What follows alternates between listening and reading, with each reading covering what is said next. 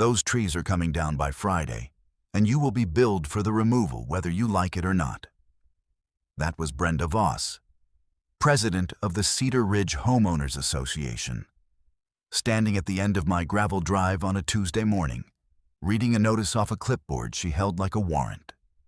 The trees, she meant, were the 41 apple and pear trees my grandfather planted on this hillside, on land that has been in my family since before there was a Cedar Ridge, before there was an association, before Brenda Voss was born. What she did not know, what she never once bothered to check in 3 years of letters and fines and threats, was that I am a retired land title examiner, and that I hold the original recorded deed and the survey plat for every square foot of that orchard, drawn and filed long before her subdivision existed. So tell me, if a woman in a linen blazer stood at the edge of your family's land and told you your grandfather's trees would be cut down by the end of the week, and that you would pay for the saw, what would you have done? Would you have shouted? Would you have called a lawyer that same hour? I did none of those things. I went back inside, poured a second cup of coffee, and opened the manila folder I had been keeping since the first letter arrived. My name is Walter Hale. I am 63 years old, and for 31 years I read deeds and chains of title for a county recorder's office 2 states over, the kind of work where a misplaced comma in a 1908 conveyance can decide who owns a creek. I learned to read a deed the way a mechanic learns to read an engine by the sound it makes. A clean chain of title has a rhythm to it, grantor to grantee, year to year, each conveyance handing the land cleanly to the next owner like a baton. A flawed one has a hitch, a gap, a name that does not match, a description that wanders off the survey. And you learn to feel the hitch before you can name it. I spent 3 decades feeling for hitches, and the work taught me a thing that turned out to matter more than any of it. Land does not belong to whoever says it loudest. It belongs to whoever the record says it belongs to. And the record does not care about anyone's feelings. I retired 5 years ago and came home to the house my grandfather built, a low stone and timber place on 11 acres at the foot of a long ridge, with the orchard climbing the slope behind it in even rows. The house has settled into the hillside the way old houses do, the stone gone soft gray, the timber silvered. My grandfather laid the foundation himself in the year the war ended, and there are still pencil marks on a cellar beam where he measured my father's height against the wood every birthday. My wife Carol and I had planned to grow old here together. We used to talk about it in the years we were saving, the porch we would sit on, the trees we would not have to plant because they were already there. Carol passed 2 winters before I moved back, a fast illness that did not give us the years we had counted on. And so it is just me now, and my granddaughter Maya, who is 16 and lives with me during the school year while her mother works a contract overseas. Maya has Carol's way of going quiet when she is thinking and then saying the one thing nobody else in the room had thought of. The orchard was my grandfather's pride. He planted the first trees the year my father was born, grafted half of them himself onto rootstock he ordered by mail, and kept a hand-drawn map of every variety in a coffee tin in the cellar, the ink gone brown, but the line still clear. 41 trees. I know each one. I know which ones bear early and which ones hold their fruit past the first frost. And I know the 2 old wine saps near the fence that have not given a decent apple in years, but that I would no more cut down than I would tear a page out of the family Bible. There is a northern spy near the top of the slope, broad and low and older than I am, that Carol and I were married under on a September afternoon with the whole family standing in the rows below us. There is a line of Bartlett pears halfway up that Maya climbed before she could read, and she still climbs them every October to reach the high fruit. And she still calls the tallest one her tree the way she did when she was 4. When I say the orchard is family, I do not mean it the way people say a car is family. I mean, my grandfather's signature is on the deed, in his own hand. And I have held that deed in my own hands. And the difference between those two kinds of family is the entire difference between losing this fight and winning it. Cedar Ridge came in about 15 years ago, a development of large lots and curving streets that wrapped around the base of the ridge and stopped, by recorded plat, exactly at my fence line. The developer who built it sold out and left. The lots filled with people who wanted a view of the mountains and a quiet place to raise children, and for a long time, we got along fine. Then the association elected Brenda Voss president, and Brenda decided that the view those homeowners had paid for included my hillside, and that my old orchard, with its uneven rows and lichen on the north sides of the trunks, was bringing down the tone of the neighborhood. The first letter came on a Thursday in the spring of her first year as president.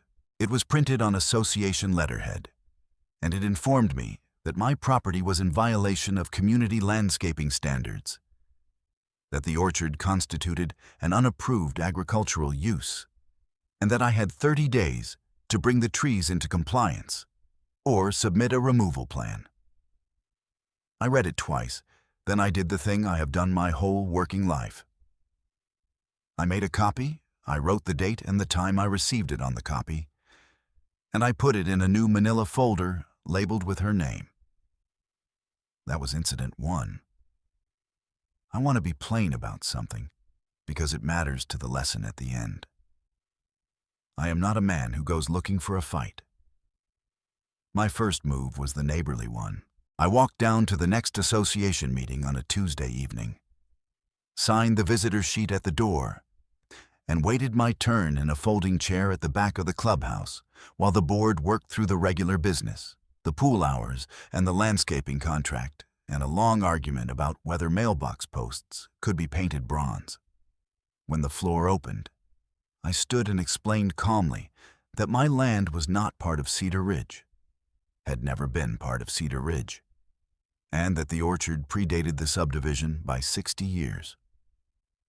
I had brought a copy of my deed in a folder, and I held it up, and I offered to show anyone in the room the recorded plat that proved where my line ran. I kept my voice level and short, the way Carol always told me to when I cared about something, because she said I had a habit of getting quieter and flatter the angrier I was, and that it scared people more than shouting would have. Brenda did not look at the deed. She did not take the folder when I held it out across the table, and I watched her not take it, and I filed that away too. She stood at the front of the clubhouse meeting room in a cream blazer with a silk scarf knotted at her throat, a coffee in a travel mug with the association logo on it.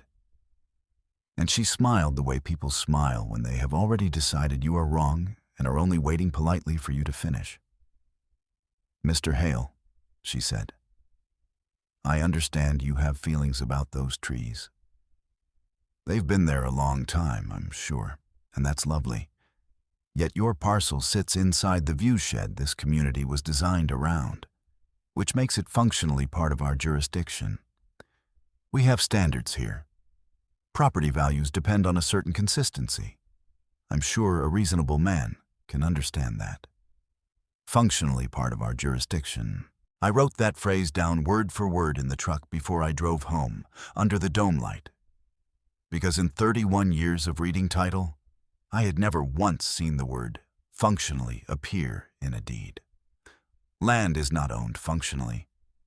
It is owned by metes and bounds, by recorded instrument, by a chain of signatures going back to the original patent from the government to the first private hand.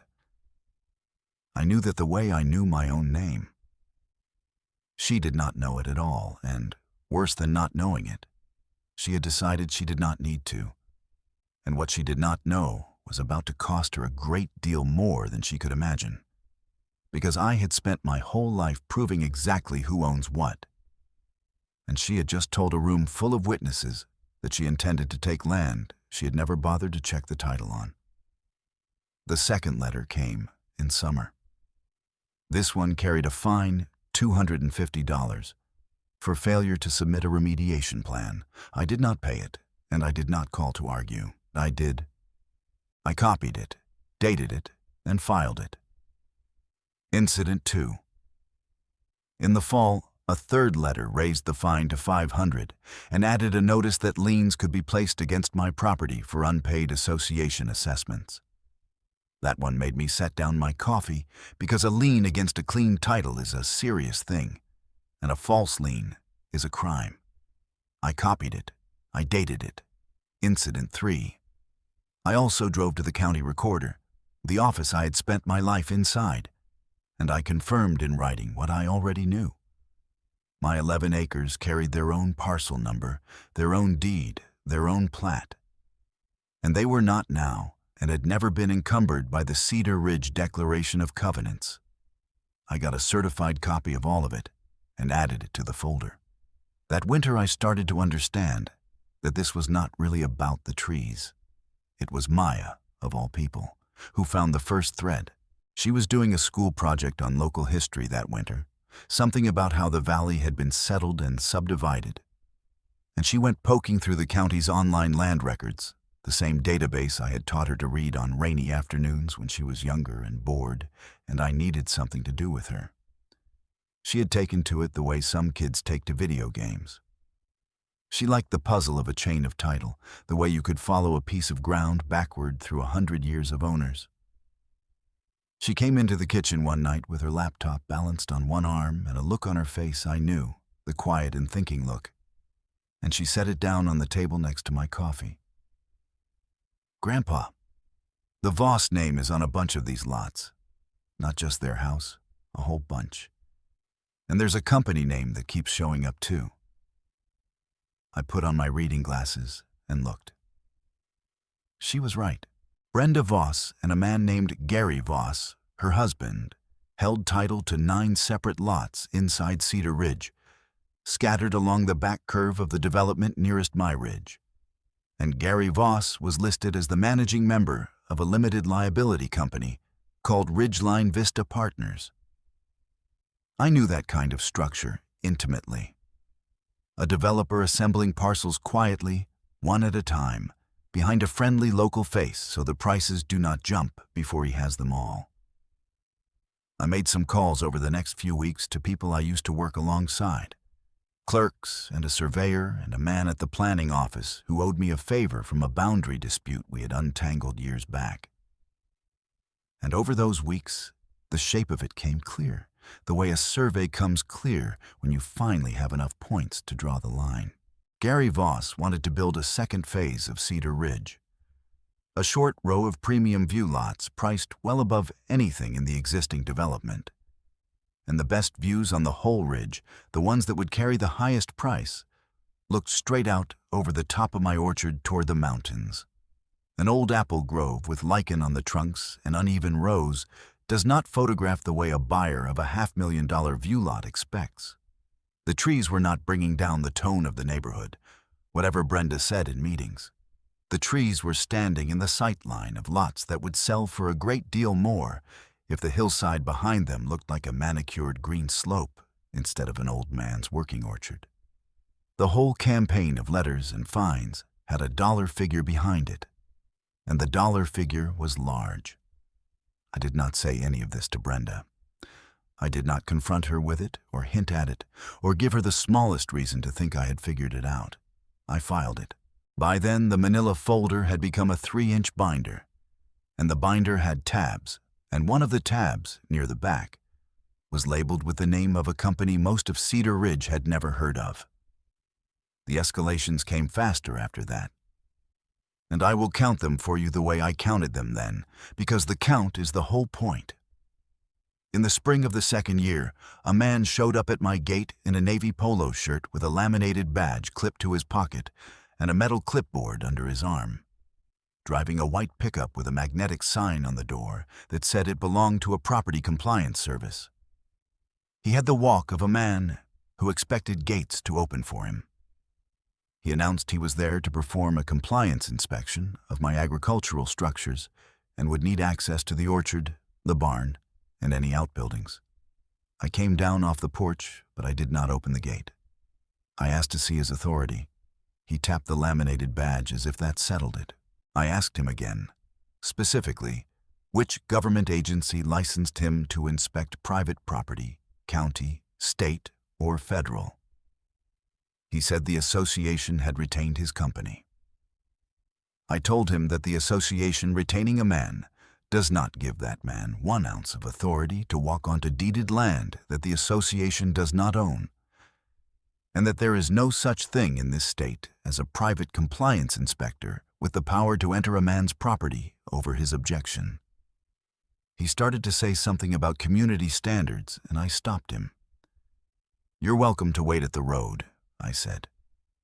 "If you'd like a sheriff's deputy to explain the property line to you, I'll call one and you can wait right there until he comes. You are not, however, coming through this gate." He looked at me for a moment, recalculating, and I watched him decide it was not worth it. He got back in the white truck.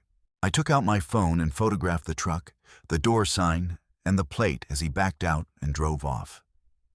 And that evening, I wrote the 1-page memo. The date, the time, what he said, what I said, and clipped the photographs to it. Incident 4. A deputy did come, later that week, because Brenda had filed a complaint that I was operating an illegal commercial farm and refusing lawful inspection. His name was Deputy Cole, a younger man, maybe 30, polite and plainly uncomfortable, standing on the porch of a man who had done nothing wrong. He took off his hat, which I noticed and respected, and he explained something I already understood from 31 years on the other side of the counter. "Mr. Hale, I'll be honest with you. When somebody files a complaint, we have to come out and look. Doesn't mean they're right, doesn't mean anything except somebody filed paper. Either way, though, I have to ask you some questions and write it up." He looked past me at the orchard climbing the slope, then at the well-kept house and the swept porch, then back at me. "I'll tell you, this doesn't look like any commercial operation I've ever seen." "It isn't," I said. "It's 41 trees my grandfather planted before I was born. I sell a few baskets of apples at the church sale in October and give most of the rest away. That's the full extent of my agricultural empire." He almost smiled, caught it, and put it away. I went inside and brought out a copy of my deed and the certified parcel record, and I asked him to note in his report that I had voluntarily provided documentation of clear and separate title. He read it standing there, and I saw him understand it, because the deed is not complicated once you actually read it. He noted it down. Then he told me the thing that turned my patient filing into something with a finish line. "If she keeps this up," he said, "and you keep records, every false complaint, every notice, every fine, it builds a pattern. Get to a point where it's harassment, maybe worse if those fines are going on paper as liens. Document everything, dates, times, names. Don't throw anything away." I told him I had been documenting everything for 2 years. I think that surprised him. It would surprise Brenda too, much later, though not in any way she enjoyed. That was the spring the fines stopped coming as letters and started coming as recorded instruments. In June, I received notice from the county that a lien in the amount of $3,200 had been filed against my property by the Cedar Ridge Homeowners Association for unpaid assessments and accumulated fines. A lien against my title, filed and recorded in the same office where I had spent 31 years making certain that the things written into the public record were true before they ever touched a man's land. I sat at the dining table with that notice for a long time, and I will tell you honestly that my hands were not entirely steady. Not from fear, but from a kind of cold anger, because I knew exactly what she had done and exactly how serious it was. A lien on real property clouds the title. It can stop a sale, block a refinance, follow the land for years. And a lien filed by a party with no valid claim against a parcel it has no authority over is not a strongly worded letter. It is a false instrument recorded in the public record, and in this state, that is a crime.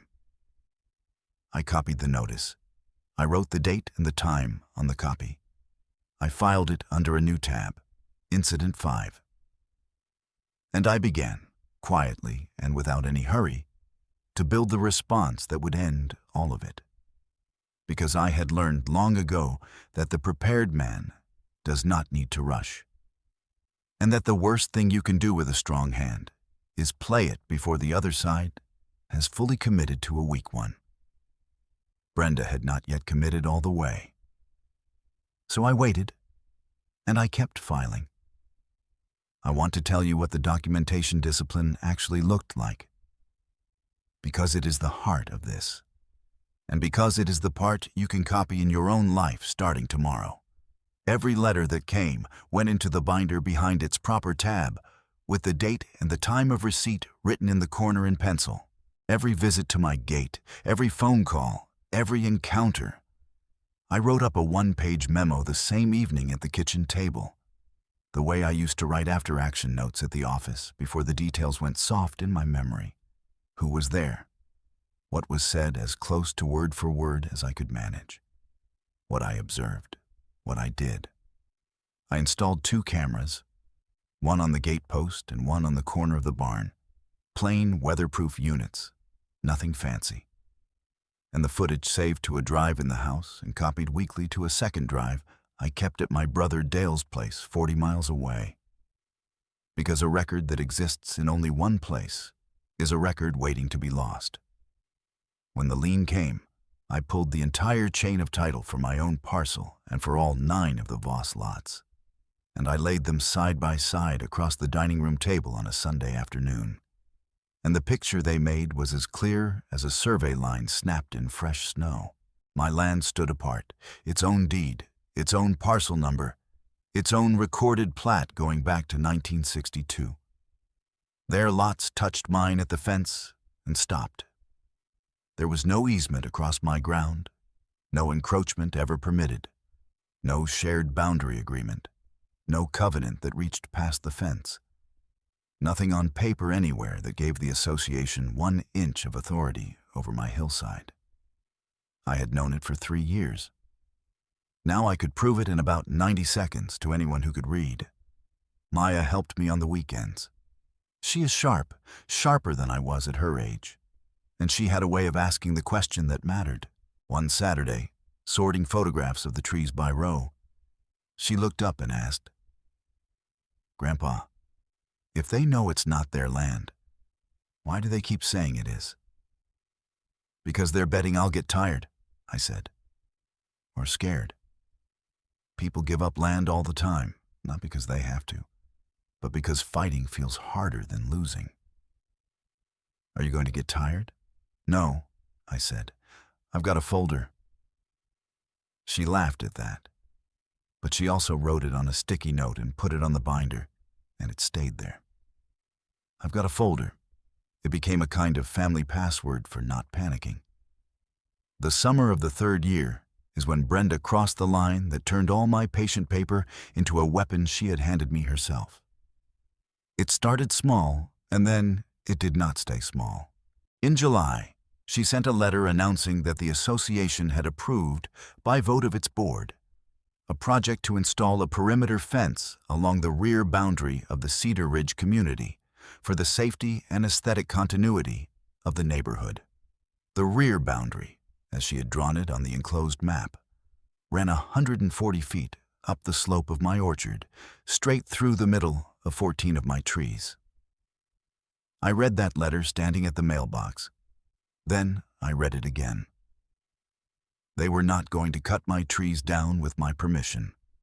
They were going to fence across my land and dare me to stop them.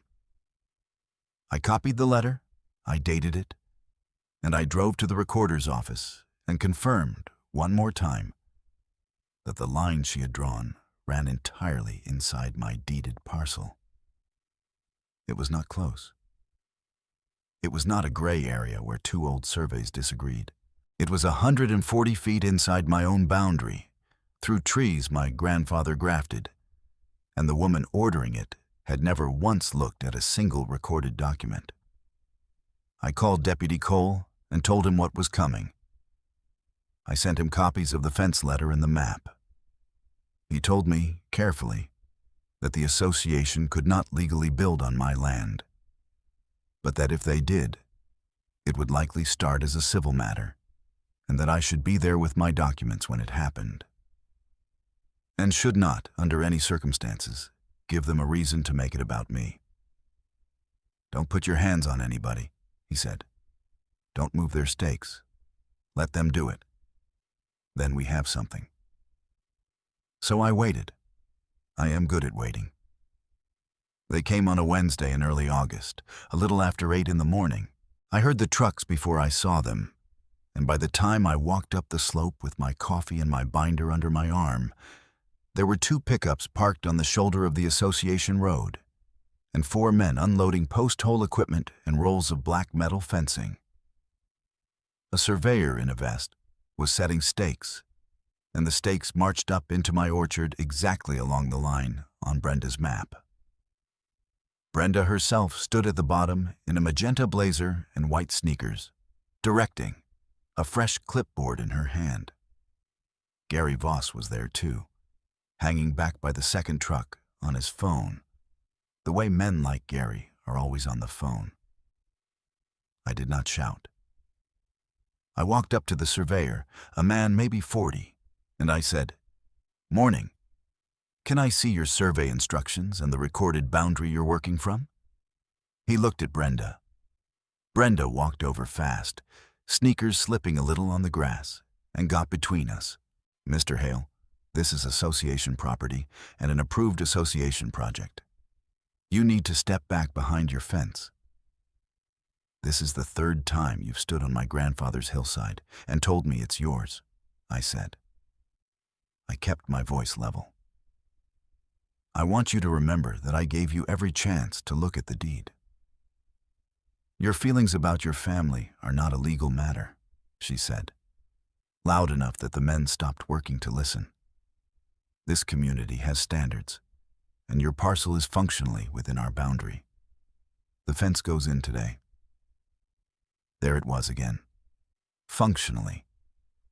The 3rd time she had said a version of it, in the 3rd different place, and I had it all.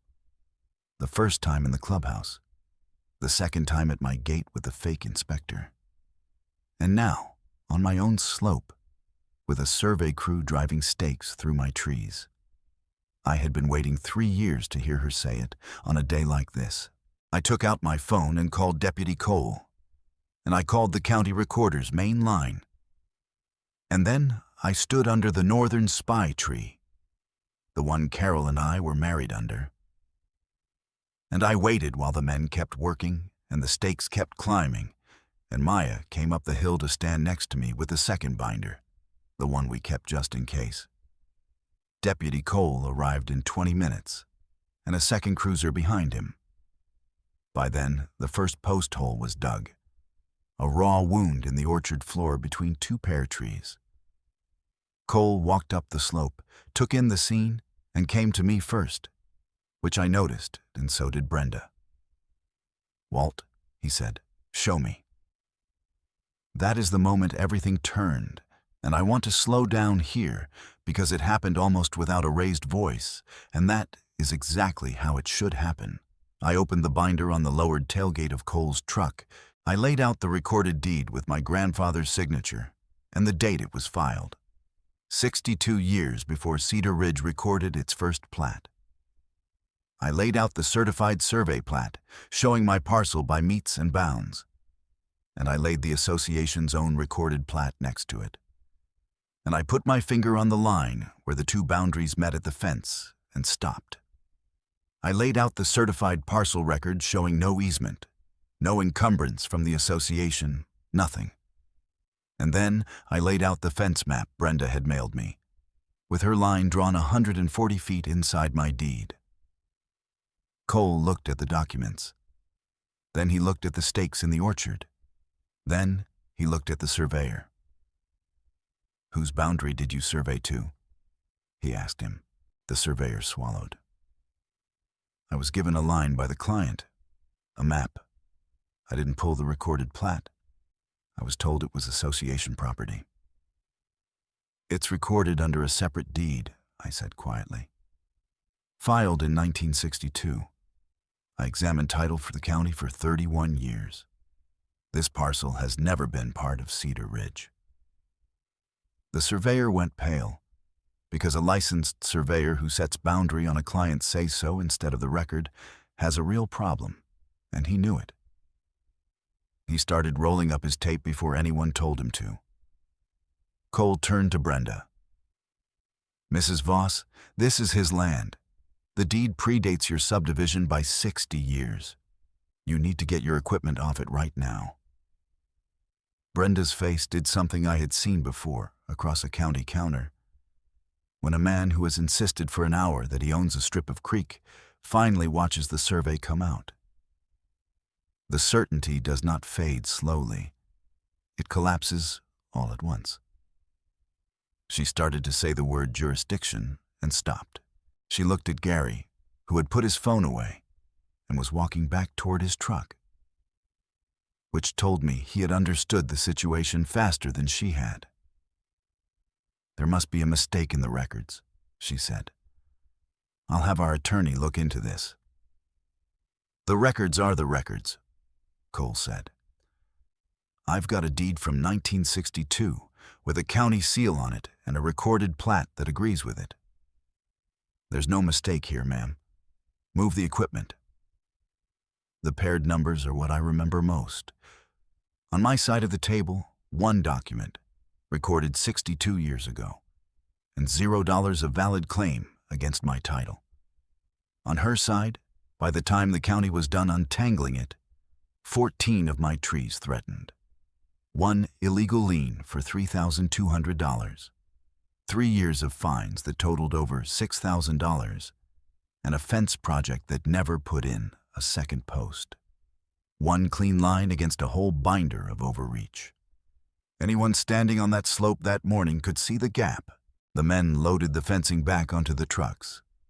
The surveyor pulled his stakes himself, every one, and set them in a bundle by the road. And he came over before he left and said, "Lo. Mr. Hale, I'm sorry. I should have pulled the record. That's on me." I told him to pull the record next time, and we left it there. He filed his own report with the licensing board within the week, which counted for something later. What followed was not revenge. I want to be clear about that, because the lesson at the end depends on it. I did not do anything to Brenda Voss. Brenda Voss did everything to herself, and the record simply caught up with her. The illegal lien was the thread that unraveled the rest. Filing a false lien against real property is not a community standards matter, and it is not a civil disagreement between neighbors. It is a crime in this state. And it is precisely the kind of crime the recorder's office and the county attorney take seriously. Because a public recording system only works if the things recorded in it are true. And the people who run that system know better than anyone what a false instrument does to the trust the whole thing rests on. I filed a formal complaint with the county, with my full chain of documentation attached. Every letter, every fine, every memo. The photographs of the fake inspector's truck, the deputy's report noting I had provided clear title, and the side-by-side plats. Because I had every date and every page in order, the complaint did not sit in a drawer, and it did not become my word against hers. It became a stack of dated facts against a recorded lien that should never have existed. The lien was reviewed, declared void, and removed within a month. And the association was ordered to pay the cost of clearing the cloud from my title. The investigation into the lien led the county to the association's books, and the books led to Ridgeline Vista Partners. And the second phase of Cedar Ridge, the row of premium view lots that needed my hillside to look like a lawn, came apart in the daylight. It turned out the board had approved the perimeter fence on Brenda's spoken representation that the rear boundary was association land. which it provably was not, and that several of the special assessments she had pushed through and levied against ordinary homeowners had been quietly steered towards survey work and engineering for the Voss development. The homeowners had been paying, a little at a time, to clear the view that would enrich the family running their board. None of that survives an audit once someone knows where to look.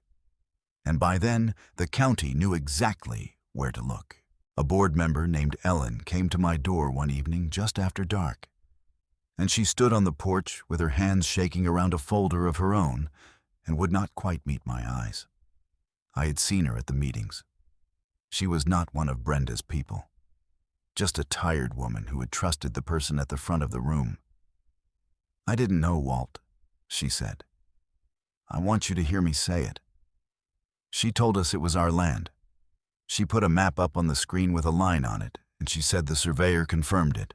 And I voted for that fence, believing her. I voted for it. Her voice caught. "When I heard a deputy made them pull stakes out of your orchard, I went and looked at the records myself, the way I should have done the first time. I'm so sorry." She held out the folder. It was copies of the board minutes and the financial records she had access to as a board member, the votes, the assessments, the line items. She gave them to me, not because I asked, because I had not asked, but because she could not carry what she had been part of any longer. I thanked her and told her she had done the hard thing, which is to look at a record that might prove you were wrong. I added her folder to the binder, and her documents did more quiet damage to Brenda's scheme than anything I could have said in 3 years of standing up at meetings.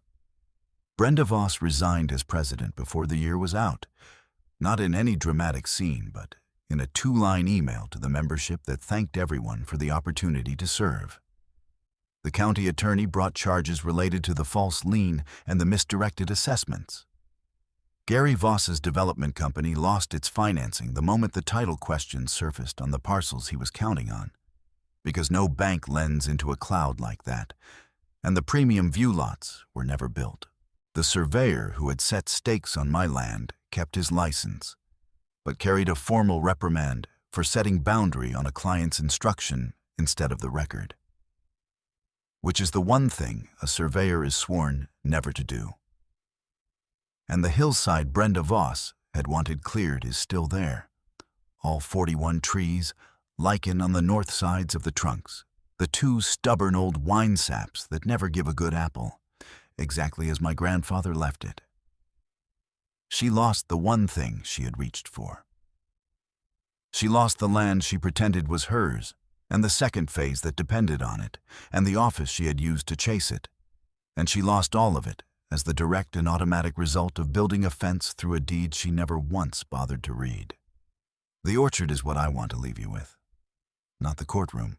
The October after the fence crew left, Maya and I picked the trees the way we do every year, and we filled the baskets for the church sale. And the northern spy at the top of the slope gave more fruit than it had in a decade, which my grandfather would have said was the tree showing off.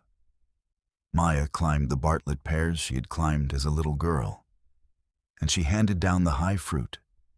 And at the end of the day, we sat on the tailgate where I had once laid out a deed for a deputy, and we looked down the slope at the rows.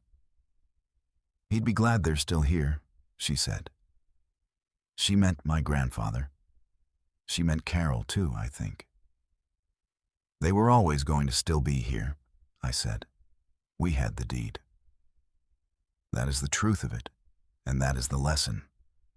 And now I am going to step out of the story and say it to you plainly, because this is the part that can actually help you. If you own your land, know what you own. Pull your deed and read it.